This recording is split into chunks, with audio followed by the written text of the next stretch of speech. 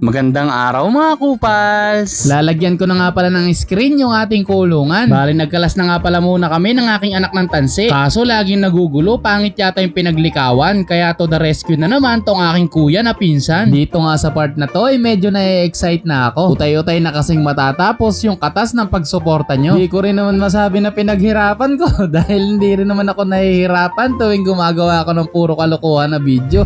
Siguro yun na talaga yung talent ko, yung maging loko-loko.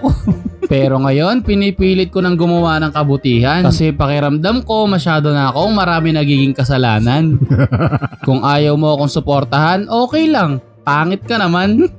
Ay, sorry. Di ko napigilan. At habang nag-i-install ako dito ng painuman, nais ko muna kayong pasalamatan. Kung meron kayong mga katanungan tungkol sa pagpupuguan, comment nyo lang din dyan. At atin din naman yang itatanong sa mga bihasanang magpuguan.